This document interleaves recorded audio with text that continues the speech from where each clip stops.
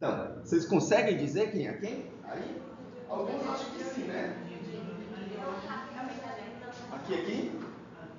Acho que essa vocês não vão conseguir. Porque quanto mais bebê, né? Mais difícil a gente identificar. Mas eu sempre mostro isso para dizer que algumas características estão presentes já desde cedo. E vocês conseguem ver que não tem muita alteração. Por que isso acontece? Muito provavelmente, quando isso acontece, é porque a genética está determinando já uma trilha, um caminho, e que muitas vezes a gente não consegue tirar, principalmente quando a gente identifica que há um problema, não é verdade? E aí, aqui vocês conseguiram identificar, né? Não é possível. Né? Quem é? Isso. E esse rapaz aqui? Hã? Olha aí, vamos ver. E esse? Esse é bebê, né? Aí é covardia com vocês. Bem,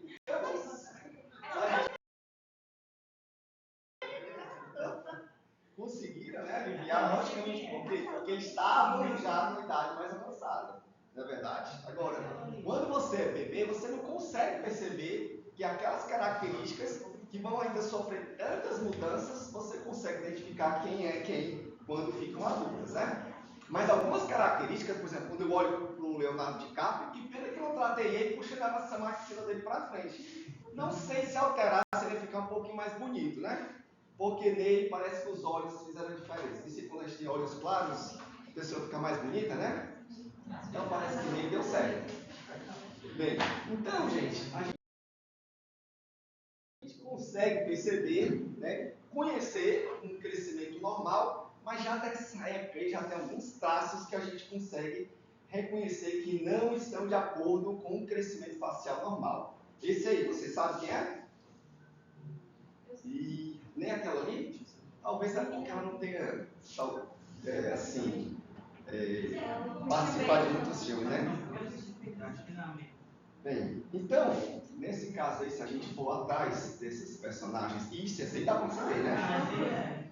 E olha, pessoal, como ele era lindo nessa época, né? Só que não, né? Só que não. Principalmente a parte dentária. Não dá para perceber que ele era meio fraco das feições, é isso? Mas assim, o tempo passa e, de repente, quando a gente conhece o normal, quando tem de acontecer, dá para perceber também que aqui ele tem um pouquinho de retração de maxila. Mas depois ficou um cara formoso, né? Vocês reconheceram agora? Christian Bale, né? Que fez vários filmes, dentre eles um dos mais famosos que alavancou a carreira dele foi justamente o Batman, né? E essa daí, eu acho que talvez é porque vocês não tenham visto, mas olha só as características que ela tem, essa criança. Ela tem uma certa protrusão dos incisivos, né? Indicando provavelmente que ela tem não só dos incisivos, mas também ou do osso dental alveolar ou da maxila. Eu não estou vendo ela de perfil, né? Parece até que ela pode ter um bom crescimento mandibular, mas eu já consigo ver que tem alguma alteração aí ortopédica a se fazer.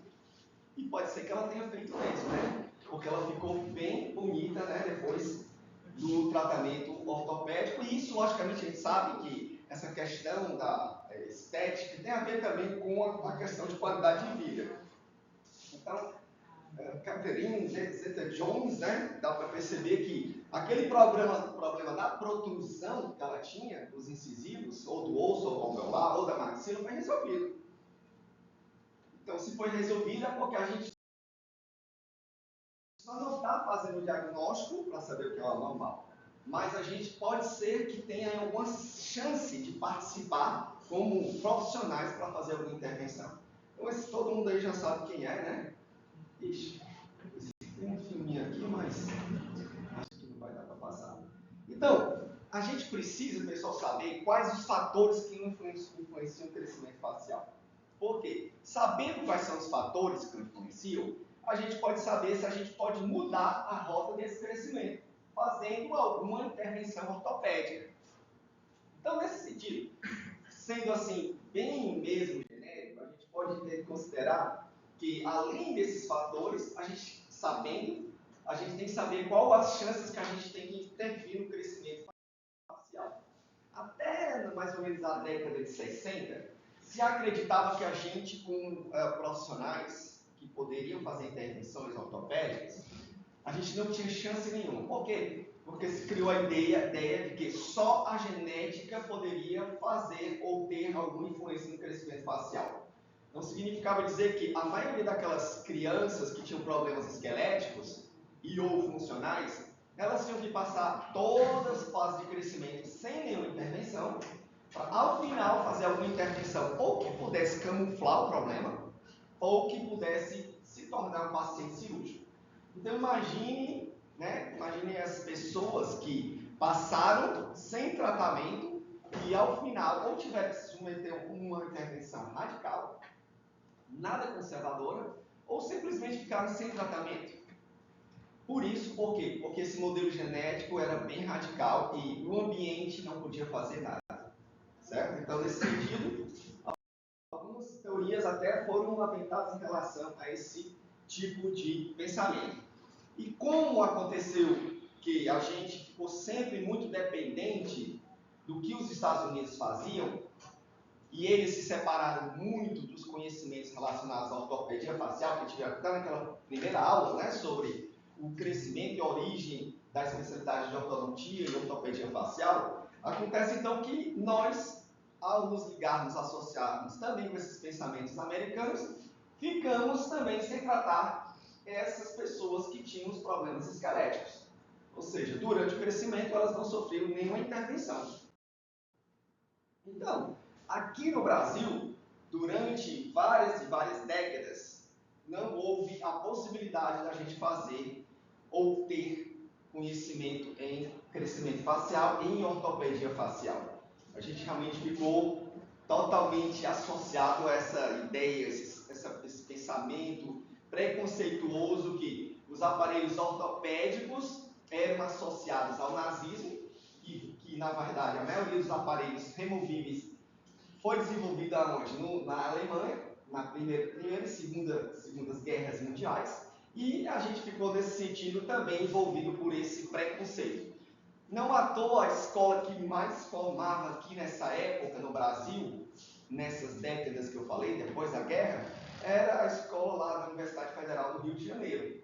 Então o pensamento deles era bem americanizado, assim, bem ligado, não que eu tenha nada contra os americanos, viu pessoal? Fique bem claro isso, tá? Mas é porque naquela época os americanos dominavam o mundo, como acho que ainda dominam hoje muitas vezes, né? E também dominavam o nosso pensamento. Bem, aí o que a gente fazia na graduação? Montava esses aparelhos aí, como eu falei, esses aparelhos eram, né, na verdade, esses articuladores, chamados tripodontes. Eles também são usados para simulação de tratamento ortodôntico fixo. Nos cursos de especialização, quando você vai aprender a realizar tratamentos com ortodontia com bregas, fios, essas coisas, você faz uma simulação desse tripodonte. Mas na minha graduação, o que é que a gente fazia? A gente aprendia a colocar os dentes permanentes numa oclusão normal. Depois disso, a gente fazia moldagem dessas arcadas e depois a gente ia fazer recorte de modelos. E aí, vocês estão com inveja da minha graduação? Nada de inveja, né? Então você já tem outra história aí e a gente não tem nada mais a ver com isso aí. Até porque naquela época, o conhecimento teórico era sobre ortodontia corretiva na graduação, sendo que já sabia que a gente não ia fazer nada de ortodontia corretiva. Ou seja, o conhecimento era simplesmente jogado sem ter nenhuma aplicabilidade clínica como vocês têm agora, né? Então, para que a gente está estudando na graduação aparelhos fixos como conteúdo teórico? Porque a gente não vai aplicar isso. E era o que acontecia antes. E o preconceito perdurou durante muito tempo. Foram poucos os profissionais que tiveram a possibilidade de fazer ou ter conhecimento em ortodontia preventiva, interceptora e ortopedia facial, porque muitos aparelhos eram removíveis. Não à toa coloquei esse Homem-Aranha aí, porque muitos profissionais que ousaram fazer esse tipo de tratamento eram até chamados de aranheiros. Por que o aranheiro? Porque alguns aparelhos ali têm algumas formas parecidas, né, com insetos e dentro dos insetos das aranhas. Então, é preciso a gente saber que um dos fatores mais importantes no controle do crescimento é a influência genética. É o fator genético intrínseco, certo? E isso a gente consegue ver quando, por exemplo, a primeira coisa que você faz quando olha uma criança quando ela nasce, é o quê? Ou tenta classificar, parece com o pai ou parece com a mãe, não é verdade? Então, nesse sentido, até para alguns pais, até uma certa certeza, né, que é o pai da criança, não é verdade? Mas, como diz o ditado, o pai é o que cria. Então, gente, a genética acaba influenciando muito mesmo. E alguns traços, durante algum certo tempo, foram até identificados como sinal de realeza. Por exemplo, essa dinastia dos Habsburgos, que é uma dinastia que prevalecia na Europa, a maioria, né, dos seus descendentes, eles tinham esse traço de retração de maxila e prognatismo mandibular. Um dos descendentes, vocês devem ter estudado na história do Brasil, foi o Dom Pedro II. Então, Dom Pedro II tinha também essa característica de uma maxila bem retraída e uma mandíbula bem protraída, o prognatismo mandibular. Só que tem a influência ambiental também envolvida, gente. E essa influência ambiental tem tudo a ver com a possibilidade da gente fazer um tratamento ortodôntico ortopédico. Porque se fosse só a genética, pode esquecer. A gente não teria nenhuma condição de fazer uma intervenção durante o crescimento facial. Então dá para perceber em até situações mais difíceis possíveis, o ambiente acaba modificando a natureza. Né? Todo mundo conhece a pedra furada lá de Jericoacoara? Vocês vão, né? Então, olha só. Se você tem uma criança que, de repente, ela, durante a sua vida, desenvolve algum hábito bucal pernicioso, que é considerado um fator ambiental, esse fator ambiental pode mudar a estrutura óssea. Então, dá para perceber nesses pacientes que a maxila começa a sofrer uma contração acentuada. E muitas vezes a mandíbula começa a sofrer uma retração. Por conta do quê? De um fenômeno ou de uma origem, um fator etiológico que foi ambiental.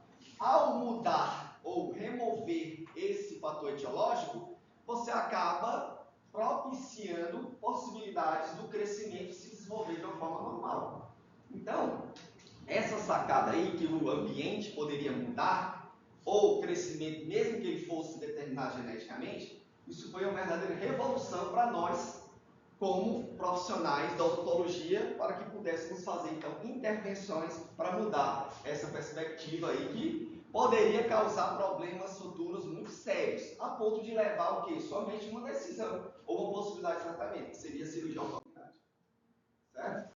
Então, a pergunta é possível realmente a gente fazer alguma intervenção? Então, a gente sabe que, felizmente, hoje a gente vive um outro modelo ou envelope de tratamento, que é esse aí, que é o modelo ambiental junto com o modelo genético. Existe a possibilidade, então, da gente fazer uma intervenção que pode ser na função, que vai alterar, então, o esqueleto, ou que pode ser diretamente no esqueleto, ou que pode ser na oclusão.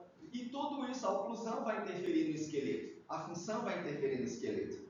Então, existe hoje a possibilidade desse modelo ambiental nos favorecer a ponto da gente simplesmente não ficar de braços cruzados, esperando o crescimento facial acabar, e aí a gente fazer uma intervenção. Vocês entenderam isso? Então, um autor chamado Van Limborg, ele determinou 5 possibilidades, na verdade, fatores influenciadores do crescimento facial. 3 deles, pessoal, já posso dizer para vocês que são ligados à genética, associados à genética. Então, nós temos os fatores genéticos intrínsecos, os fatores epigenéticos locais e os fatores epigenéticos gerais. Já já a gente vai ver um pouquinho desses fatores com vocês. Então, de 5, dá para perceber que nosso jogo já começa com a derrota, né? Então, a gente tem que entrar em campo tentando fazer alguma coisa aí para não levar o 7-1, ok? Então, nesse sentido, olha só, os intrínsecos são aqueles ossos que já têm essa informação embutida dentro das suas células. Não tem como a gente mudar, não tem como a gente fazer uma intervenção que possa mudar essa perspectiva. Vocês lembram de alguma célula que já tem uma diretriz, uma origem genética que não muda depois que é determinado que a gente nasce? Não? Não ouvi. Pode falar. Tem algumas células aí da gente que elas têm uma certa determinação genética. Vou dar só uma dica aí para vocês. Vocês lembram que tem umas partes aqui, até na nossa face, que crescem sem parar? Diz que cresce a vida toda? A orelha. Por quê? Qual é a origem? Cartilagem. Então, cartilagem, pessoal, a gente já sabe que tem uma informação genética. E é muito difícil a gente mudar o crescimento de uma cartilagem. Certo? Então, os fatores genéticos intrínsecos já influenciam o crescimento cartilaginoso. Já fica essa mensagem para vocês. E se tem essa influência genética, eu já sei que eu sou bem mais limitado em relação a uma mudança como fator ambiental nessa perspectiva de crescimento. Certo? Então, tem tudo a ver com a determinação, algumas até doenças ou malformações, e essa herança ela é passada de pai para filho. Agora, a gente sabe que existem tantas informações genéticas que são passadas, que no decorrer dos tempos, dos séculos, dos milênios, isso aí acaba mudando algumas características. Por quê? Porque ela já sofre a influência do ambiente. Agora, tem também os fatores epigenéticos locais. Quando a gente fala epi, na verdade está assim próximo, principalmente porque é local, e que tem uma relação também ou tem influência genética. Por exemplo, a parte muscular, a parte glandular, a parte dos ligamentos, tudo isso já foi determinado geneticamente. E essas estruturas elas estão crescendo adjacentes aos ossos. Por isso que elas são chamadas de locais. Certo? O local é porque está próximo do local. Então, por exemplo, se vocês que são aí bem conhecedores de anatomia, vocês podem me dizer qual é o músculo que tem uma ligação direta aí com o crescimento, vamos dizer, do processo sigmoide da mandíbula. Vocês lembram? Qual é o músculo? É o músculo elevador, né? Temporal. Então, alguns estudos foram feitos no sentido de cortar o músculo temporal. E quando você corta o músculo temporal, o processo desaparece. Ou seja, muito provavelmente, o músculo temporal, principalmente aquele feixe anterior, é o responsável ou diretamente o influenciador do crescimento desse osso. Então, significa dizer, eu não vou poder atuar diretamente nesse osso, mas se eu mudar, por exemplo, aumentando a atividade desse músculo, será que eu consigo, então, estimular esse crescimento ósseo para ele ficar ou com um tamanho, ou com a forma, ou uma direção de crescimento diferente do que estava previsto? Então, só para vocês começarem a pensar que esses fatores epigenéticos são determinados geneticamente e que têm uma influência direta no crescimento ósseo. Aí vem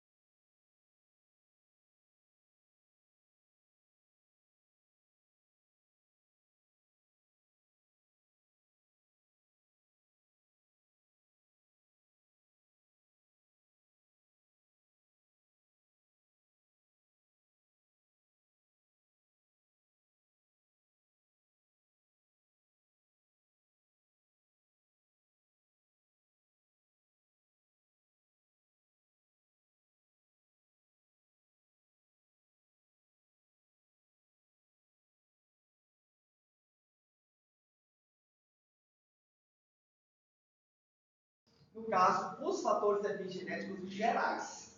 Os gerais, pessoal, diferentemente do local, que age ali adjacente, o geral não, ele age à distância. E dentre eles, a gente sabe que os principais são justamente o quê? Os hormônios. e os hormônios diretamente associados com o crescimento. E o crescimento justamente das bases maxilares e até da base do crânio. Então, esses fatores também até influenciam o crescimento daquelas estruturas que são geneticamente determinadas. Então, por isso que a gente sabe que quando a gente sabe que tem alteração hormonal, muitas vezes vai ter alteração das bases maxilares. E aí, consequentemente, é uma forma mais difícil da gente mudar essa perspectiva de crescimento, né? Então, muitas são aquelas pessoas que têm essa possibilidade de ter alteração do seu crescimento facial, principalmente quando é muito exagerado, seja no gigantismo hipofissário ou, no caso, no nanismo, quando você tem alterações das glândulas que controlam o crescimento e aí especificamente tem um impacto também nas bases ósseas maxilares. Então dá para perceber que esse lutador de MMA, não sei se vocês conhecem, acho que o nome dele é Pezão, né? Ele tem uma mandíbula bem acentuada, bem realmente desenvolvida. Enquanto que aquele ator, se eu não me engano, é famoso de um dos filmes acho que é da saga de Harry Potter, né? Vocês sabem? Pronto, é porque eu sou ignorante mesmo nessa área de cinema, principalmente esse. Mas esse cara fez vários filmes, não foi? Inclusive tem até um daqueles que é o Pixel lá. Você lembra aquele? Eu acho que ele que fazia principalmente o inimigo do cara, assim, né? Era que concorria com ele, mas sempre fez um papel assim meio de vilão. Mas, independente desse papel aí, dá para perceber que o nanismo deixa a maxila retraída. E essa é uma característica que é difícil a gente controlar também. E aí vem, gente, os fatores ambientais. Então, mostrei para vocês 3 fatores ligados à genética. O genético intrínseco, o epigenético local e o epigenético geral. No ambiente, a gente tem 2 fatores que podem influenciar o crescimento facial. Um deles é o ambiental geral. Esse ambiental geral é muito mais ainda difícil da gente, então, mudar o crescimento. Percebe, então, que de 2 que a gente tem, um é como se fosse mais ou menos um Neymar bichado, entrando para jogar. Então a gente já tem, né, 1,5 e a nossa perspectiva é de jogar contra a Argentina já com o Messi no seu auge. Então é importante saber que a perspectiva da gente em relação ao tratamento é muito mais difícil. Mas a respiração bucal tem a ver com a poluição, por exemplo, que é um fator ambiental que acaba influenciando, então, nas perspectivas de função.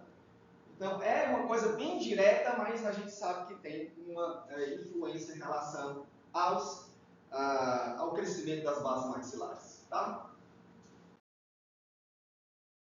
Então, dá para perceber que quando o paciente ou a criança tem uma respiração predominantemente bucal, a maxila começa a sofrer uma contração acentuada, a ponto de você ter, depois de um certo tempo, se ela não é corrigida, o desenvolvimento da maloclusão chamada mordida cruzada. E ela pode ser inicialmente unilateral e dependendo do desenvolvimento dessa maloclusão, ela pode se tornar uma contração tão severa que chega a ser bilateral.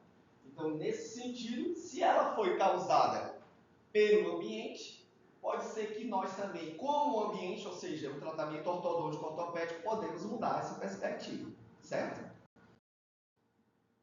Então, gente, não passou aí, mas também nós temos o fator ambiental local. Tá? O fator ambiental local é justamente o quê? É um fator que vai agir também adjacente à base óssea. Então, se eu, por exemplo, faço um tratamento de expansão com um aparelho, esse é um fator ambiental local.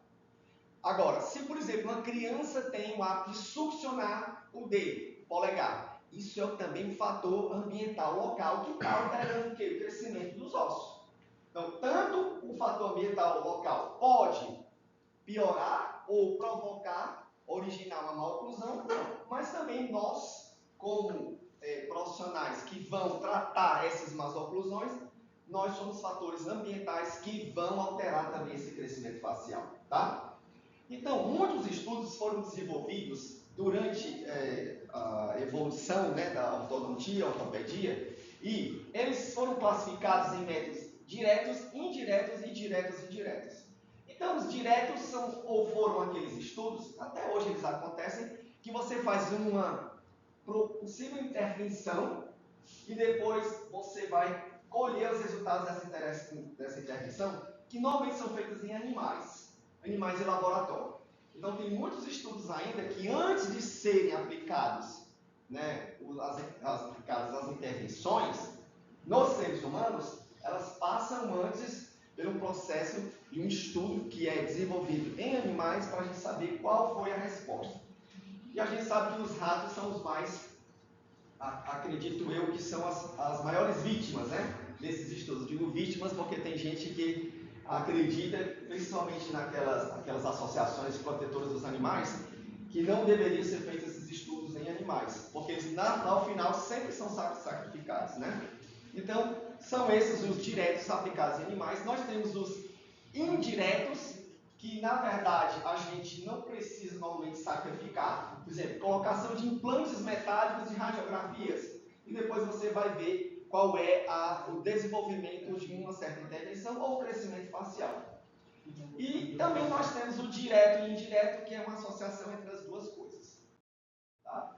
Então, os diretos, como eu falei, normalmente são feitos em animais de laboratório, e esses estudos que procuram aplicar implantes ou corantes, eles são usados justamente para quê? Para saber se uma determinada intervenção teve uma influência positiva ou negativa, ou nenhuma influência em relação ao crescimento facial. Então, por exemplo, um dos grandes estudiosos que aplicou muito desses estudos foi um pesquisador chamado John Hunter. O que é que ele fez? Ele, na verdade, ele especulou uma possibilidade de haver uma remodelação do ramo ascendente para trás, havendo um processo de reabsorção na parte anterior do ramo e uma posição na parte posterior. Então, isso, na verdade, abriu a perspectiva de explicar por que nós, durante o crescimento, teríamos a possibilidade de ter a erupção dos dentes posteriores. E aí, um outro autor, um século depois, chamado Humphrey, ele pesquisou por meio de um método direto, colocando duas argolas em mandíbulas de porcos, uma na reta indo para frente, outra para trás. E o que é que ele percebeu? Que essa argola aqui posterior ficava dentro do osso, enquanto que a anterior ela fica para fora do osso, mostrando e comprovando que o Hunter já tinha falado em relação a esse processo de remodelação. E aí, outros estudos começaram a ser desenvolvidos com os diretos e indiretos. Esses diretos e indiretos, na verdade, é o que eu falei, é uma combinação. Você aplica, por exemplo, pode aplicar implantes metálicos e sobrepor radiografias em cima desses implantes, porque os implantes sempre vão ficar naquela posição. Então, dá para perceber que assim você não precisa sacrificar os animais. É um estudo um pouco mais conservador em relação aos animais. Então, muitos estudos foram feitos assim, aplicando implantes metálicos em macacos. E aí eram feitas várias radiografias com sobreposição em cima desses implantes metálicos. Um dos grandes pesquisadores foi esse aí chamado Harvey York. Esse cara então fez tanto estudo que até hoje serve como referência para saber como o crescimento facial acontece, sem a gente precisar mais sacrificar nenhum animal. Então, ele idealizou muitos métodos de estudos diretos e indiretos. Bem, mas, né, a gente percebe também que se você for fazer alguns estudos desse tipo, e principalmente quando se faz em crânios secos, não dá para você ter uma ideia certa de como ou qual foi a causa mortis de um determinado indivíduo. Então, por conta disso, quando eles são feitos assim, em crânios secos, isso foi feito muito pela antropologia, né, os estudos antropométricos, deram muitos subsídios e informações para a gente, mas não são tão confiáveis. E aí surgiram, pessoal, os métodos indiretos. Esses sim ainda hoje são muito utilizados. Foram muito utilizados por meio de cefalometria e hoje em dia são muito utilizados com as tomografias.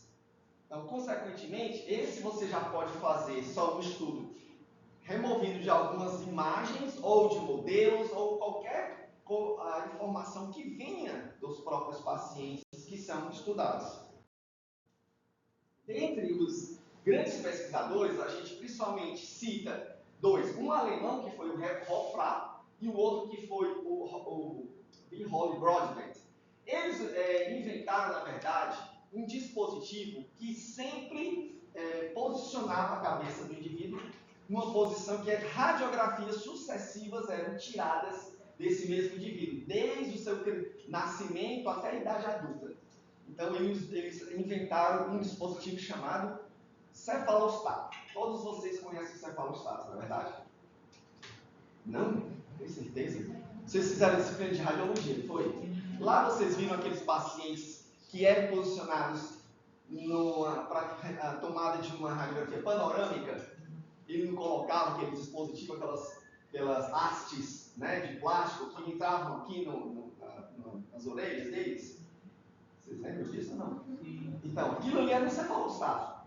Então, de tal forma que toda vez que você tira uma radiografia, você sempre tem aquela distância pré-fixada do aparelho, né, que produz os raios-x, em relação à película e à cabeça do paciente. Então, dessa forma, você pode estar sempre sobrepondo as imagens e sabendo o que está acontecendo em relação. Então, o Wolfram, ele usou esse posicionador na Alemanha, em 1931. Já o Broadbent, ele usou nos Estados Unidos. Mas o Wolfram, na verdade, ele teve uma ligação direta com a prótese. Enquanto que o Broadbent, ele já teve eu acho que esse cara foi visionário, porque ele montou um grupo de uma amostra imensa que até hoje é utilizado pelos americanos para fazer comparações, para não precisar de grupo controle. Todo mundo sabe o que é grupo controle, né? É aquele grupo que a gente não faz nenhuma intervenção. Então, aqui no Brasil, passo de vocês, a gente ainda não tem assim centros de estudo de crescimento que possam disponibilizar essas amostras que a gente possa, de tal maneira que a gente não precise fazer, que não é eticamente correto, um estudo que a gente tenha grupo de controle que possa ser, inclusive, comparativo com a intervenção ortopédica. Então, ele fez isso, um grupo de 5.000 pessoas, do nascimento até os 21 anos, tirando radiografias em norma frontal e lateral. E depois sobrepondo, tá? Fazendo a sobreposição, como vocês estão vendo aqui, de tal maneira que dava para ver como o crescimento acontecia e também como o tratamento ortopédico poderia mudar essa perspectiva de crescimento. Então, aí a gente ainda usa essas telerradiografias, por quê? Porque elas ainda são baratas. Na verdade, não, elas são baratas e que ainda não são baratas, são as tomografias. Talvez, no futuro próximo, a gente vai com uma tomografia fazer todas as imagens, né? Panorâmica, teleradiografia frontal, teleradiografia lateral, tendo também imagens 3D, são bem importantes. Essas normalmente elas têm imagens bidimensionais, mas que nos oferecem muitas informações relacionadas ao esqueleto e também à parte dentária e também à parte estética, que seria o perfil dos pacientes. Então, nesse sentido, gente, o Broadbent ele é considerado até o pai da cefalometria por conta de uma simples ideia que foi desenvolvida e trabalhada, mas que permitiu grandes informações, a disponibilidade de grandes informações do crescimento facial. Então, como eu falei para vocês, os ossos da gente, certo? Eles têm um fator que influencia para que ele possa ser ou não responsível ao tratamento ortodôntico ortopédico. Então, quando a gente tem uma formação endocondral, a gente sabe que esse crescimento vai formar o quê? As cartilagens. E as cartilagens já sabem que a gente tem mais limitação de resposta. Agora, quando a formação é intramembranosa, esses ossos podem oferecer alguma possibilidade de intervenção ortopédica. Então, a endocondral, normalmente ela nasce aonde? Onde é que ela fica presente essa formação? Principalmente em ossos que estão ali em zonas de articulação, porque são zonas de grande pressão. E aí, as células mesenquimais indiferenciadas, normalmente elas se transformam em células cartilaginosas que vão crescer, um aumento, na verdade, primeiro em tamanho, depois elas morrem e são substituídas pela formação intramembranosa. Tá? Então, nesse sentido, a gente sabe que a influência genética é maior numa formação endocondral. Já quando a gente tem uma formação intramembranosa, nós temos aí as influências tanto epigenéticas locais, como epigenéticas gerais, que vão influenciar. E lógico, a gente, como ambiente, tem uma possibilidade maior de fazer intervenção em ossos de origem intramembranosa. E aí, nesse caso, a célula mesenquimais diferenciada, agora dessa vez, vai se transformar ou em osteoblasto, que vai produzir osso, ou em osteoclasto, que vai remover o osso. Então, nesse sentido, se você tem zonas de osso que estão, na verdade, relacionadas à reabsorção e outras relacionadas à posição, você tem aí um processo chamado de remodelação, que é uma forma que o osso acaba crescendo e mudando a sua direção de crescimento. Então, onde é que a gente tem esse crescimento que é tão difícil da gente mudar? Que tem uma origem cartilaginosa, que é chamada de formação óssea endocondral. Então, importa saber que uma maioria da base do crânio tem essa influência. Então, a gente não consegue fazer uma intervenção que mude a perspectiva da base craniana. Até porque ela está longe, né, do nosso campo de ação, mas que também tem formação cartilaginosa. Agora, se você pegar, por exemplo, maxila, a grande parte da maxila é intramembranosa. Ela não é endocondral. Existe só uma parte, durante os primeiros anos de vida da gente, que tem uma conexão da base do crânio com a maxila. E alguns chamam até isso de septo nasal. Não é esse septo que a gente vê hoje, ósseo, e que a gente pega não, tá? É uma conexão que vem da base craniana, principalmente com o osso etimoide, e tem uma conexão com essa parte que vai originar a maxila. Então, essa parte tem uma conexão durante só os primeiros anos com a maxila. E na mandíbula, pessoal, é onde a gente tem mais influência cartilaginosa. Sobretudo aonde? No côndilo mandibular. Então, o côndilo mandibular, que é uma região cartilaginosa, tem uma perspectiva genética já determinada e dessa forma fica difícil a gente fazer intervenções que mude a trajetória de crescimento, o tamanho do osso e assim por diante. Certo?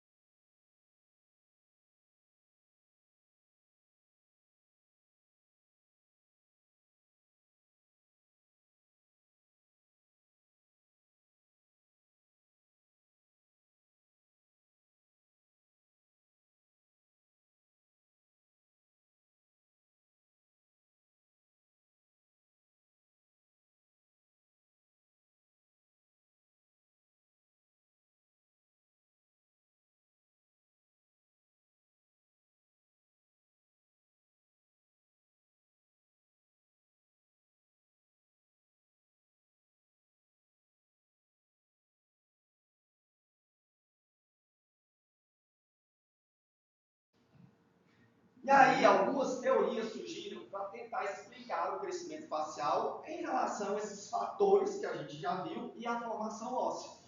Então, nesse sentido, a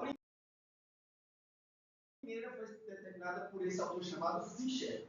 Então, o que é que o Fischer falou? Olha, tudo é determinado geneticamente, todos os ossos. Sejam aqueles de origem cartilaginosa, ou seja, endocondral, ou seja, aqueles de origem intramembranosa, que ele chamou inclusive de desmocrânio, enquanto que a cartilagem ele chamou de condrocrânio. Então, todos esses ossos, para ele foi bem radical mesmo, dizer, ó, todos estão relacionados, orientados, influenciados, controlados pela genética. E nesse sentido, o que é que acontece em relação ao tratamento ortodôntico ortopédico? Não existe, certo? Então, foi o que eu falei para vocês, esse pensamento vigorou durante muitos e muitos anos a ponto de barrar, travar, eliminar a perspectiva ortodôntica ortopédica. Então, nesse sentido, olha o pensamento dele. Os fatores intrínsecos influenciam todos os ossos da face. Não importa se tem origem cartilaginosa ou se tem uma origem intramembranosa. Bem, então, se realmente isso era verdadeiro, como é que pode um respirador bucal desenvolver, por exemplo, uma contração de maxila? Como é que pode, por exemplo, então, certas patologias, como a microcefalia? A microcefalia ou a anencefalia, na verdade, elas deixaram de influenciar muitas vezes aqui o crescimento da abóbada craniana. Mas a base craniana permanecia a mesma, que tinha um crescimento cartilaginoso.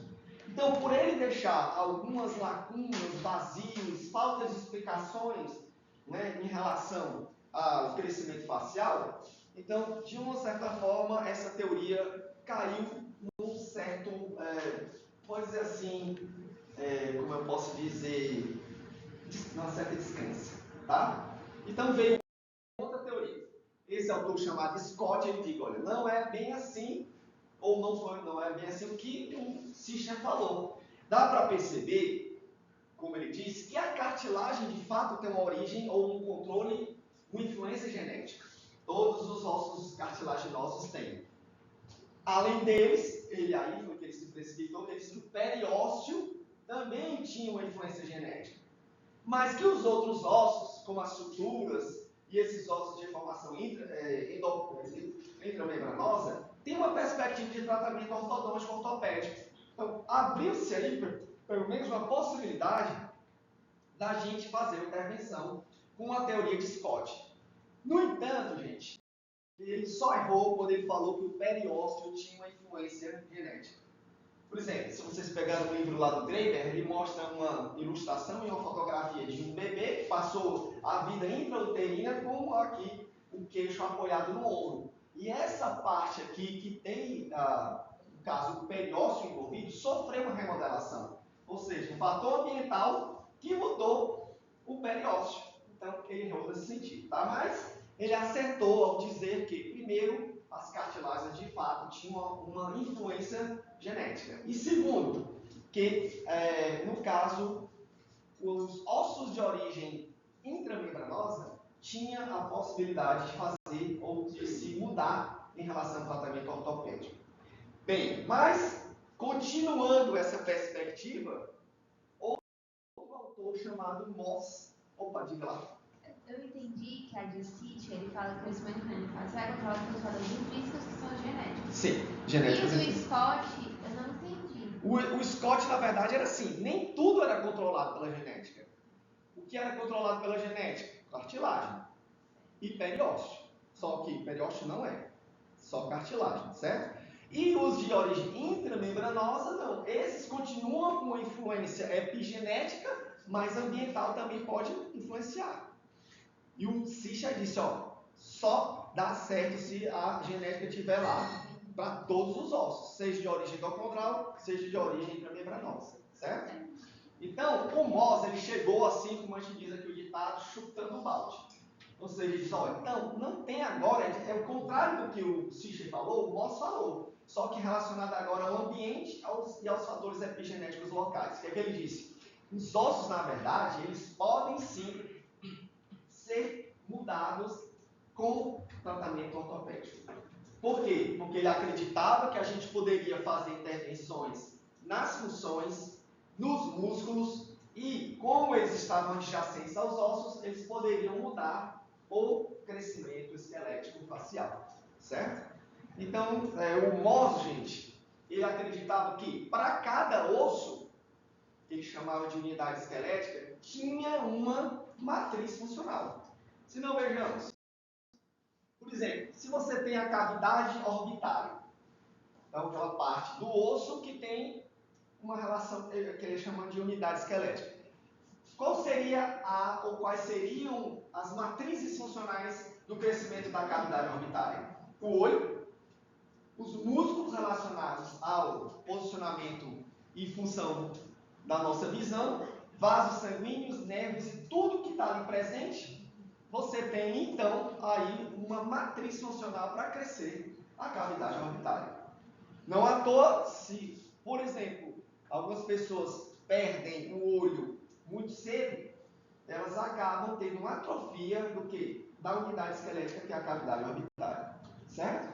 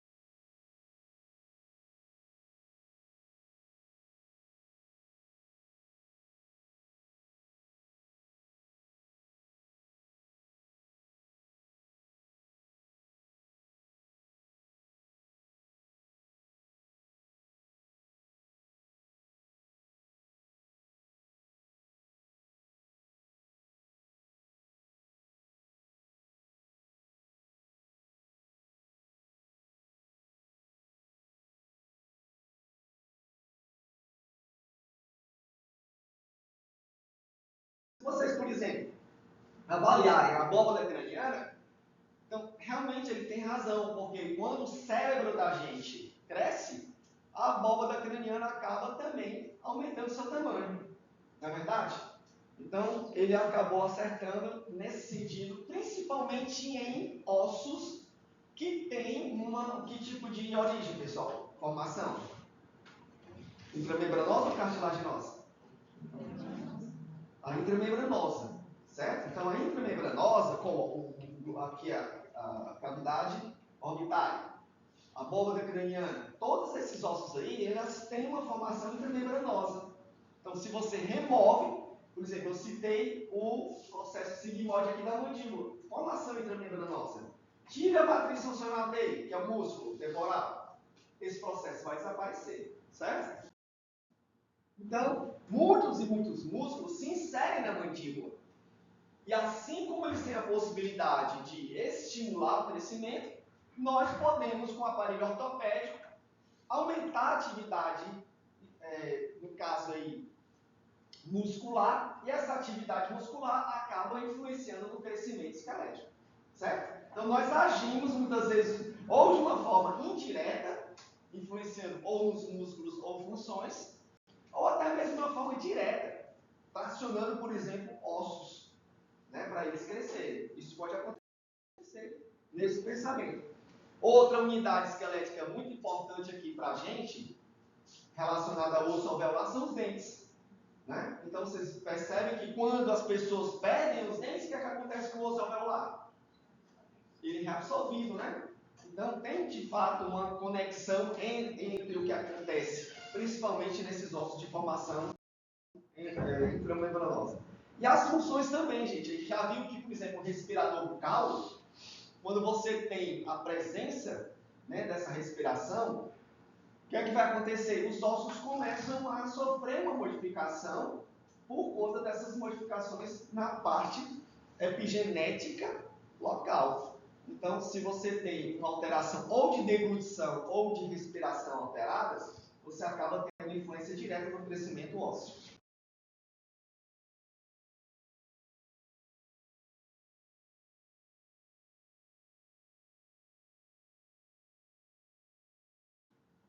A língua, por exemplo, é uma das maiores estimuladoras do crescimento transversal da maxila. Eu já tive a oportunidade, quando estava fazendo meu mestrado, de ver uma criança que apareceu lá no curso de especialização em ortodontia da USP, sem língua. Então, imagine como é que é essa criança. Totalmente sem mandíbula e com a maxila totalmente contraída. Por quê? Porque a ausência da língua influenciou o crescimento das bases maxilares, certo?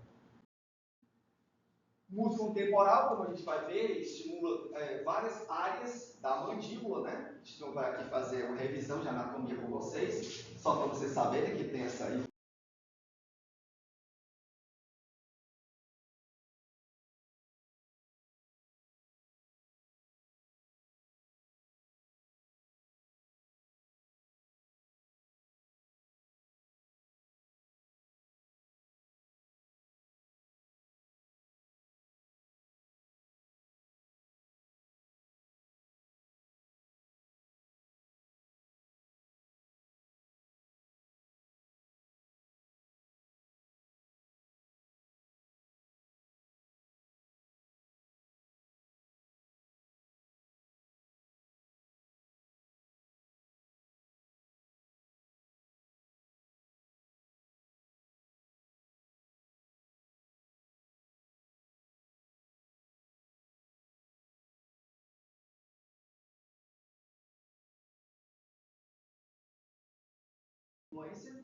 E, logicamente, se você tem alterações das funções, você acaba tendo também uma repercussão direta no crescimento normal dos ossos. Né? Então, se tem uma maxila contraída, pode pesquisar, gente. Pode ser uma deglutição, que não está acontecendo de uma forma normal, ou a respiração, ou a mastigação, ou as três coisas juntas, as três funções que são alteradas a ponto de provocar uma alteração do crescimento das bases ósseas. Então, essas disfunções, quando você reconhece que elas estão presentes, você já tem que trabalhar no sentido de que existe mais aquele pensamento da gente simplesmente esperar o crescimento acabar para fazer a intervenção. E vocês vão ter essa oportunidade de fazer essas intervenções aqui. Tá? Então, se vocês constatarem que o paciente tem uma respiração predominantemente bucal, é questão até daquilo, como eu falei na primeira aula, trabalhar conjunto com outras profissões, principalmente a otorrinolaringologia, a fisioterapia, a fonoaudiologia, e nós vamos fazer intervenções para mudar a forma de crescimento do osso, estimulando o crescimento transversal. Então, a teoria de Moss, como eu falei, foi bem radical, da mesma forma que o Sicher foi radical em relação à genética, ele foi radical em relação à parte funcional. Porque ele disse que não existia diferença entre desmocrânio e condrocrânio, não existia, todos os ossos eram influenciados ou por fatores epigenéticos ou por fatores ambientais. Ele descartou totalmente a influência genética. Então, consequentemente, também algumas alterações patológicas que aconteciam, como, por exemplo, o crescimento da abóbada craniana provocada por um trauma, como, sei lá, que causou hidrocefalia, causava alteração da abóbada. Mas a base craniana não mudava. Por quê? Porque a base era controlada geneticamente. Já a abóbada não, ela era controlada tanto pelo ambiente como pelos fatores epigenéticos. Por isso, a teoria dele também foi colocada em xeque nesse aspecto, porque ele foi radicalmente contra a influência genética. Vocês entenderam? Bem, aí veio um cara chamado Van Boom e resolveu colocar a ordem na casa. Ou seja, ele pegou todas as pesquisas, conhecimentos, afirmações e disse, olha, é o seguinte, o condrocrânio, ou seja, toda aquela formação ligada à parte endocondral, as cartilagens, de fato elas têm uma influência genética envolvida. Então, se tem essa influência genética, a gente já sabe que é mais difícil a gente trabalhar ortopedicamente. Já o desmocrânio, ele pode sofrer influência dos fatores epigenéticos locais, dos fatores ambientais locais, abrindo uma perspectiva de tratamento ortopédico, certo? As cartilagens, como ele considerou, por serem controladas geneticamente, elas têm um poder muito grande de crescimento por si próprias. Então, nesse sentido, ele considerou esses ossos como centros de crescimento. E aí, nessa época, em 1960, um americano chamado Moyers, olha só, hein? Naquela época, então, todo mundo contra a ortopedia, principalmente os princípios europeus.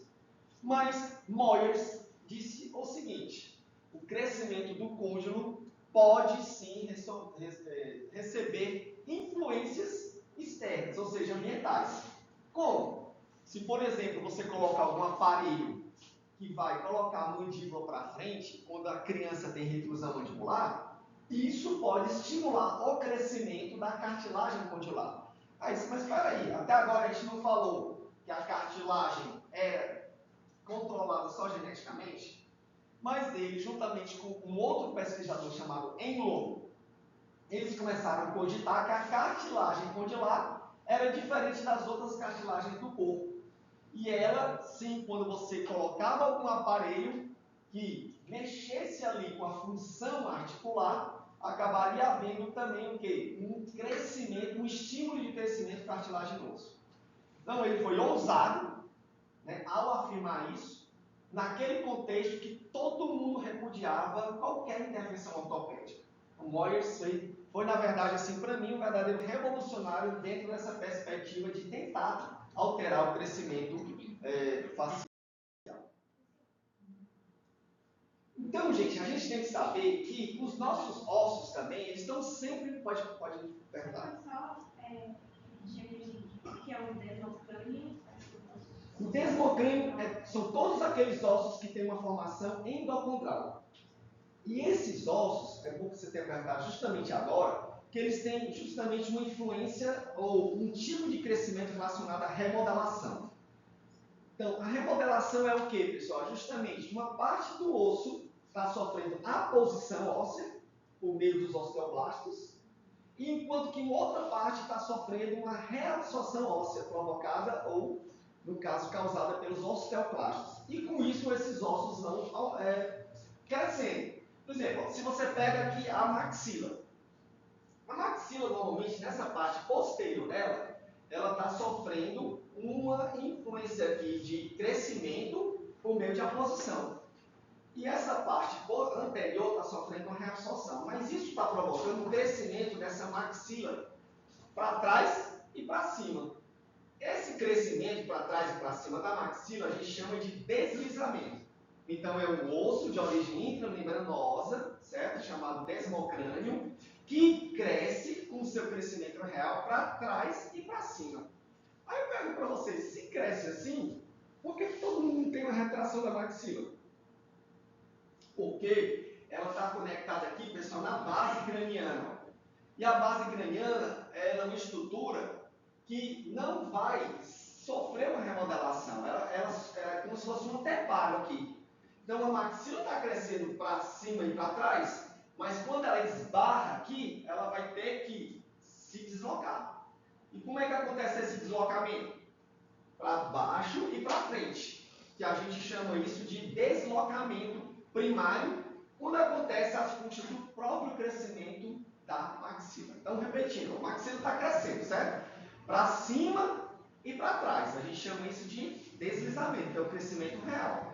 No entanto, a base craniana, que está lá firme e forte, sem querer sair do seu lugar, ela vai dizer assim, não, daqui não sai, daqui ninguém me tira. Então, esse crescimento que está acontecendo vai promover uma movimentação desse osso, que é chamado de deslocamento. E por que é primário?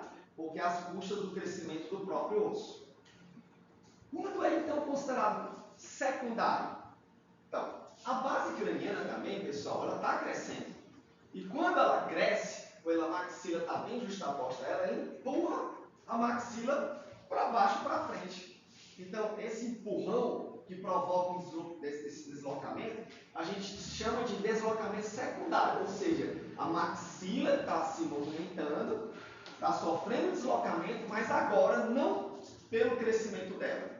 Foi alguém que chegou, nesse caso, esse alguém é a base craniana que empurrou ela para baixo e para frente. Então, no frigir dos ovos, a gente percebe que a maxila está com uma direção de crescimento sempre para baixo e para frente, apesar de ela crescer de forma real para cima e para trás.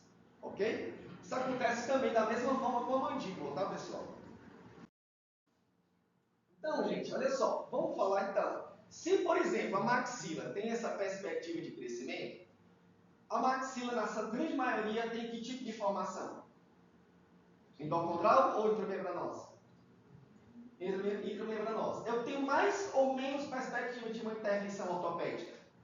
Mais.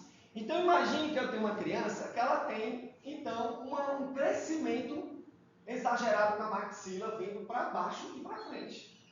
Eu vou colocar, então, já que eu tenho essa maior perspectiva, um aparelho ortopédico chamado extrabucal. Apesar de ele ser feio, né, esteticamente, assim, a gente acha que ele é feio, na verdade, não à toa até ele tem um apelido. Não sei se vocês já ouviram falar desse apelido aí, que é chamado freio de burro. Né? Então, isso, na verdade, a gente até não pode falar. Por quê? Porque acaba criando rejeição dos pais e da criança que vai usar. Mas é um aparelho excelente quando a gente quer travar, restringir, tem gente que acredita que joga a maxila para trás. Então, o aparelho extrabucal, ele acaba fazendo o quê? Uma restrição do crescimento da maxila. Então, imagine, hoje em dia, quando a gente está à frente ou se depara com uma situação dessas, e a gente sabe que essas crianças, quando tem protrusão de maxila, um dos grandes problemas é o quê? É ter os dentes projetados. Né? Qual foi o grupo que estava falando da classe 2? Primeiro foi da Vitória, e da Beatriz, não foi? Então, vocês estavam falando da classe 2, primeira e segunda divisão. E a primeira divisão, a gente sabe que os dentes são bem projetados. E quando eles são bem projetados, o que é que acontece? O lábio não protege os dentes de trauma. Se você não faz uma intervenção para travar o crescimento da maxila e jogar os dentes e a parte dentoalveolar para trás, esses dentes vão ficar muito predispostos a traumatismos dentários, inclusive com avulsão.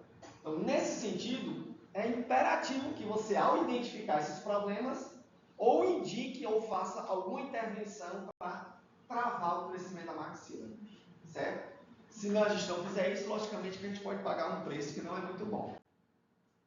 Então, observando, inclusive, revisões sistemáticas da literatura, que eram consideradas, né, o topo da pirâmide de evidências científicas, a gente percebe que esse tipo de aparelho, ele mostra uma eficácia muito boa, ou seja, ele é eficiente, ele trata rápido e as respostas que acontecem acabam provocando, né, uma melhora na relação maxilomandibular pelo deslocamento da maxila para trás, uma distalização e às vezes também modificações dentárias. E dá até para fazer também uma expansão durante esse processo de restrição anterior-posterior. Agora, se a maxila estiver crescendo pouco, ou seja, tem uma retração de maxila, de novo, gente, o mesmo princípio. Eu posso então fazer um estímulo de tração dessa maxila para frente com esse aparelho chamado máscara facial. Então a gente usa muito, inclusive, esse tipo de dispositivo aqui no nosso projeto de extensão chamado Liga do Arame. E aí, nesse caso, a gente consegue, antes a gente faz uma expansão, que a gente chama de disjunção da maxila, que a gente quebra, e depois a gente puxa a maxila para frente. Pelo menos a gente tenta, né? Mas os estudos também, pelo menos de topo de evidência científica, né, que são os de revisão sistemática, mostram que esses protocolos com máscara facial também são eficientes no sentido de estimular o crescimento da maxila para frente. Então a gente não está mais agora falando de estudar crescimento só para ver, só para usar como diagnóstico, mas agora com a missão ortopédica de estimular ou restringir o crescimento da maxila. Certo? Então, inclusive, a gente publicou um trabalho, juntamente aqui com o professor Eduardo, a professora Juliana também, de uma intervenção ortopédica que a gente fez para estimular o crescimento da maxila. E hoje, gente, com o advento da ancoragem esquelética, você, ou utilizando mini parafusos ou mini placas, você consegue tracionar a maxila ou, às vezes, restringir o crescimento da maxila de tal maneira que você já não faz mais apoio nos dentes. Você diminui a participação das movimentações dentárias e potencializa a mudança ou a posição do esqueleto. Isso é fantástico.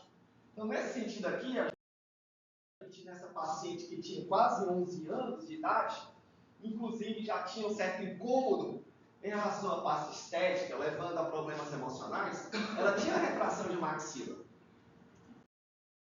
Consequentemente, causando uma retração com mordida cruzada anterior, como vocês percebem, né? E a gente decidiu fazer uma intervenção tanto cirúrgica, como também ortopédica, associada com a ancoragem esquelética. Foram três coisas juntas. Então, o professor Eduardo, né, da cirurgia, ele fez uma corticotomia, como se fosse uma LEFOL, na região da maxila, colocou essas placas na parede aqui da cavidade nasal, e a gente então conectou elásticos com essa máscara facial para tracionar a maxila dessa criança para frente. Porque a abordagem original ou tradicional é apoiar esse tipo de aparelho nos dentes. Só o que é que acontece? Os dentes vêm para frente, mesializam, e ao mesializar, eles acabam impactando os caninos. Então, para a gente reduzir essa perspectiva, a gente decidiu fazer essa intervenção. Então, o que é que aconteceu? Depois de um certo tempo, olha como o perfil dela mudou. E essas mudanças perduraram, ou seja, ficaram realmente com a maxila ou a pré-maxila mais anteriorizada. Essa paciente fez um tratamento ortodôntico posteriormente e a gente verificou que o resultado ficou estável.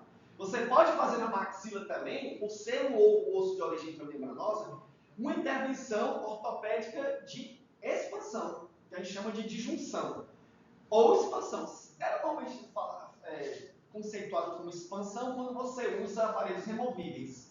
E quando são aparelhos que são colados, fixados, como Hyatt, Pirax ou o Haas, normalmente elas provocam essa abertura da sutura palatina mediana como se fosse realmente uma fratura. Então a fratura acontece e depois há uma calcificação. Esse é um tipo de também disjuntor chamado de splint de McNamara, que também é usado nesse sentido. Então perceba, em termos anteroposteriores, verticais e transversais, A maxila responde muito bem. Por quê? Porque é um osso de origem intramembranosa, certo? Agora, eu tenho uma criança que tem um crescimento exagerado da mandíbula. Eu tenho possibilidade de fazer uma intervenção eficaz? O que é que vocês acham? Ela está crescendo demais, a mandíbula, eu já estou vendo. Fiz uma análise da família e existe um componente ali genético, ou seja, os fatores genéticos intrínsecos estão influenciando o crescimento mandibular. Então eu já sei, gente, que aí a batalha é quase perdida. Eu posso até tentar colocar um aparelho como esse, chamado mentoneira. Só que a cartilagem está crescendo lá. E alguns estudos feitos principalmente por japoneses constataram que depois de um certo tempo todo o esforço foi embora. A gente não teve realmente possibilidade de conter esse crescimento cartilaginoso. Porque então são ossos de origem endocondral, relacionado ao quê? Ao condrocrânio. E então eu sei que se eu recebo uma criança que tem essa perspectiva de crescimento, infelizmente eu já tenho que dar a má notícia. E provavelmente ela vai ser uma criança que vai se tornar uma adulta com prognatismo mandibular e muito provavelmente só vai ter duas chances de tratamento. Ou uma camuflagem ortodôntica, que a gente movimenta os dentes para disfarçar o problema esquelético, ou ela vai ter que ser tratada cirurgicamente. Certo? Então, nesse sentido, a gente já tem que jogar com essa realidade. Né? Como eu falei para vocês naquela aula primeira sobre a história do gatinho que subiu no telhado. Vocês lembram, né, que eu falei? Falei não aqui. Não? Nem vocês conhecem? Nunca ouviram falar? Porque assim, a história dizem, né, que o Manuel veio morar aqui no Brasil, português, né? E o Joaquim, irmão dele, ficou lá em Portugal com o seu gatinho. Só que quando, depois de um certo tempo ele estava aqui, o Joaquim liga, faz uma ligação, naquela época difícil, né? Mas olha, Manuel, eu quero te dizer que, infelizmente, teu gatinho veio a falecer. Aí eu disse, mas como assim, Joaquim? Tu me dá essa notícia assim de supetão, tu poderia me preparar, dizendo que primeiro teu gatinho subiu no telhado, e aí no outro dia tu ligas dizendo que os bombeiros tentaram tudo, mas ele passou para a árvore ele veio a cair, depois ele caiu, passou não sei quantos dias no hospital, depois a situação piorou, e dia a dia tu poderias me dizer que aí, no final, ele veio a falecer. Então Joaquim disse, não, Manuel, estou lá, realmente, eu precipitei e eu quero te pedir perdão, não é? Aí, quando foi um mês depois, aí o Joaquim liga para o Manuel. Ô Manuel, tenho uma notícia para te dizer, né? O que foi, Joaquim? Mamãe subiu no telhado. Então, gente, isso quer dizer que a gente tem que preparar já, certo? Tem que preparar, porque as notícias que são jogadas assim, supetão, normalmente elas não são, né, boas a gente ouvir. Pode que sejam bem verdadeiras, mas a gente tem que fazer uma preparação. E se você fala logo essa notícia, você de repente já sabe que existe um tempo de preparação psicológica ou emocional para os pais, né, assim, entenderem que essa perspectiva é real, clara e que pode acontecer no futuro, certo? Apesar do que, a gente não pode tentar. Eu deixei de usar a mentoneira durante muito tempo, por quê? Porque eu fui assistir um trabalho de um japonês, lá em Bauru, né, na época que eu estava fazendo mestrado, eu saí de São Paulo, fui a Bauru e ele disse, olha, a gente tentou fazer tratamento em japoneses dos 6 até os 21 anos. E a resposta não foi boa. Só que o japonês, o prognóstico de tratamento é muito pior, porque as más oclusões de classe 3 deles são piores do que as nossas. São mais severas. Então, nesse sentido, a gente só tem que dizer que é uma tentativa. A gente não pode prometer nada em relação ao tratamento ortopédico que tem a missão de conter o crescimento de um osso que a gente sabe que é de formação endocondral, certo? Então, alguns estudos já mostram, de fato, também feitos no caráter de revisão sistemática, em que não há evidências nem para recomendar e também nem para refutar. Não existem ainda evidências que comprovem que ela é eficaz, mas também não quer dizer que elas não podem ser uma possibilidade de tratamento, mas uma possibilidade bem pequena, considerando que é hoje um osso de origem endocondral, tá? Agora, quando a mandíbula está retraída e eu preciso estimular o crescimento dela, alguns estudos comprovam que há uma pequena modificação do crescimento. Moyes falou isso, vocês lembram, né? E essa pequena movimentação ou crescimento pode ajudar numa oclusão de classe 2. Mas existem algumas características importantes para a gente saber se a resposta vai ser boa. Não é só colocar esse aparelho em todo mundo que vai dar certo. A gente precisa ter algumas informações para saber. Imagina esse paciente que ele tinha uma reclusão dantesca, né? Bem retraída mesmo a mandíbula, olha como ele ficou ao final de um tratamento de estímulo propulsor da mandíbula. Foi uma modificação significativa, vocês não acham? Então, alguns estudos já mostram que os aparelhos funcionais removíveis, eles podem, de fato, aumentar o crescimento mandibular, ou seja, eles têm a sua utilidade nesse sentido. E aí, gente, se a gente coloca um aparelho no paciente, que vocês vão ver isso depois, que ele tem um padrão chamado braquifacial, um tipo de crescimento, que é uma tendência de crescimento braquifacial, a resposta é boa. A tendência ao crescimento mandibular acontece. Já se ele é dólico-facial, a perspectiva já não é tão boa, certo? Então, o crescimento facial, a gente já sabe que ele foi muito usado no sentido da gente observar como ele acontecia de forma normal, e a gente sabe que ele cresce para baixo e para frente. E a gente já sabe como ele cresce de forma anormal comparando com o normal. E aí, nesse sentido, como eu falei para vocês, os tipos faciais que foram determinados por muitos pesquisadores, como o braque, que é um crescimento mais horizontal, o meso, que é um equilíbrio entre o vertical e o horizontal, e o dólico, tem uma influência também nas respostas de tratamento. Então, como eu falei, se eu pego um paciente que é braque e estimulo para a mandíbula crescer, a resposta vai ser boa. Agora, se eu pego um dólico e tenho a missão, o objetivo de estimular o crescimento mandibular, a resposta não é boa. Então, os estudos comprovam essa diferença aí. Então, um autor chamado Petrovic, ele verificou justamente isso clinicamente. Então, o exemplo aqui dessa criança, ela tinha um padrão de crescimento chamado rotacional anterior, que a mandíbula cresce no sentido para frente, colocou um aparelho de avanço mandibular. E olha como a mandíbula cresceu. Por quê? Porque o padrão era braquifacial e a mandíbula rotacionava para frente. Então, esse padrão, que é chamado de rotação anterior da mandíbula, acaba promovendo uma boa resposta com aparelhos de propulsão mandibular, como o Bionator. O sucesso é muito bom. Agora, se você pega um rotacional posterior, que é o dólico facial, e a mandíbula dele cresce para baixo e para trás, quando você coloca um aparelho de propulsão mandibular, porque a mandíbula está pequena, a resposta já não é tão boa, e dá para vocês perceberem, esse paciente foi tratado com o mesmo aparelho. E olha a resposta que aconteceu, foi bem menor, né? Assim, a influência ortopédica é mínima.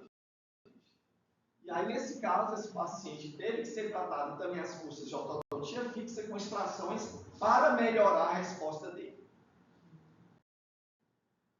Já esse paciente, como ele estava em pleno crescimento facial, existe uma época para a gente fazer uma melhor intervenção, uma melhor época para a maxila e uma melhor época para a mandíbula. A maxila está sempre crescendo antes. Ela para antes do seu crescimento e a mandíbula ela começa um pouco depois, por isso ela vai um pouquinho tempo a mais.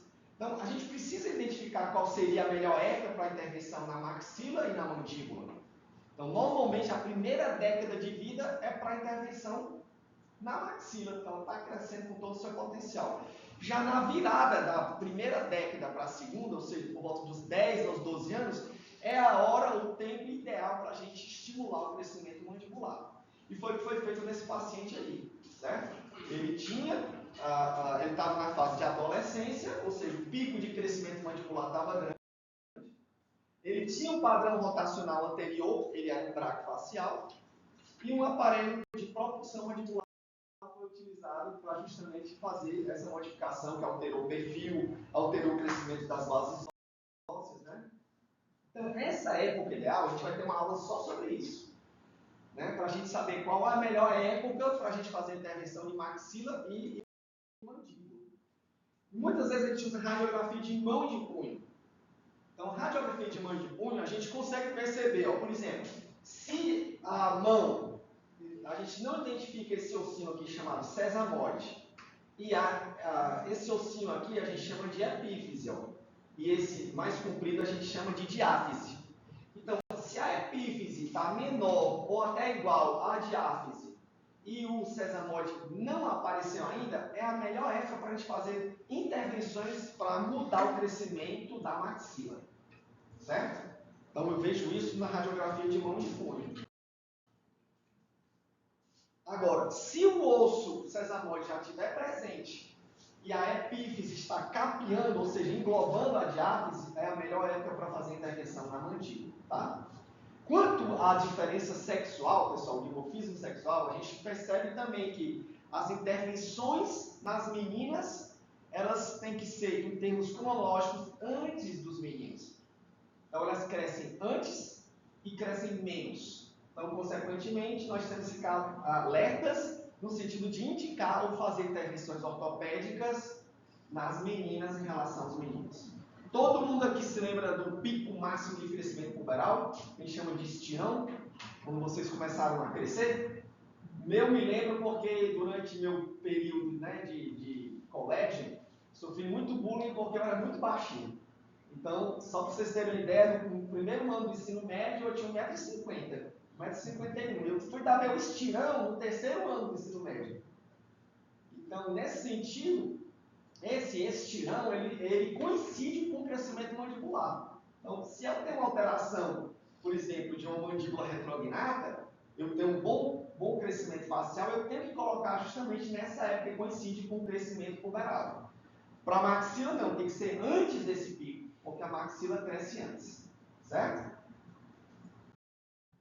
Então, gente, essas radiografias, elas ajudam muito para a gente saber se eu tenho que fazer intervenção com a melhor época da maxila ou na mandíbula, certo? Então, essa falante média aqui do dedo médio, vocês estão vendo, se ela está envolvendo aqui, formando um capeamento, significa que está no pico máximo de crescimento puberal, que está no pico máximo de crescimento mandibular.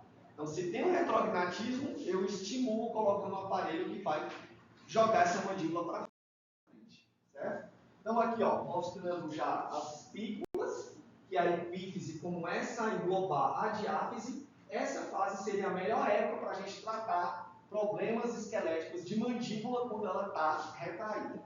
Certo? Então, o dimorfismo sexual mostra que as meninas, cronologicamente falando, elas podem ter esse pico máximo entre 10 e 12 anos. E os meninos é um pouco mais tarde, entre 12 e 14. Mas, como a idade cronológica não é confiável, normalmente a gente usa radiografia de mão de punho e alguns pesquisadores usam as características que existem morfológicas nas vértebras, principalmente a C2, a C3 e a C4. Depois a gente vai ver isso com vocês. Então, para finalizar, gente, vocês perceberam que é muita coisa para a gente falar, né? Se vocês tiverem absorvido aí pelo menos 70%, eu já estou feliz. E depois eu vou disponibilizar a aula para vocês darem uma olhada também, tanto essa de hoje, como também as que a gente gravou, né, dos outros semestres, para vocês subirem para a plataforma. Inclusive, essa aula já está na plataforma YouTube para vocês ouvirem de uma forma mais rápida. Né? Hoje em dia está tudo acelerado, tudo assim. Então, só para lembrar, gente, que hoje a gente estuda crescimento, não é só para fazer a observação do normal, e nem para só diagnosticar o normal. Hoje nós podemos já tratar problemas esqueléticos, certo? E esse tratamento, ele tem que vir numa época certa. E vocês vão ter, apesar de se não quiserem fazer ortodontia e ortopedia, vocês vão ter uma grande missão, que é identificar crianças que tenham más oclusões relacionadas ao esqueleto e que precisem dessas intervenções e indicar. Porque não são, assim, poucas as crianças que já chegam aqui com a idade avançada e que o crescimento já acabou. E dá uma dor no coração.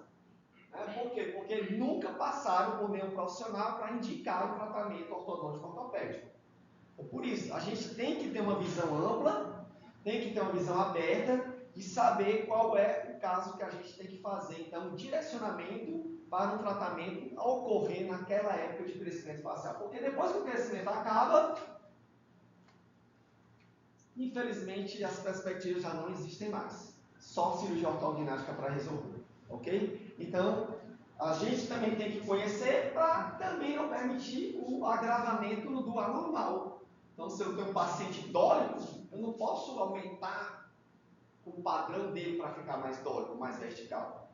Se o paciente tem, por exemplo, a perspectiva de crescimento mandibular, não posso colocar um aparelho que vai estimular mais ainda o crescimento mandibular. Então, isso é importante também. Se você não souber tratar, deixa quieto, que pelo menos a natureza já dá uma camuflada. Ok? Vocês têm alguma dúvida, pessoal? Mas se vocês tiverem, sintam-se à vontade, manda lá uma mensagem para mim, que a gente está sempre em canal direto com vocês, pelo Meet, tá certo? Sintam-se à vontade. Tudo bem? Então, a bibliografia, eu vou mandar alguns artigos para vocês, alguns livros também, para vocês poderem estudar esse assunto aí. Não só para a prova, mas para o resto da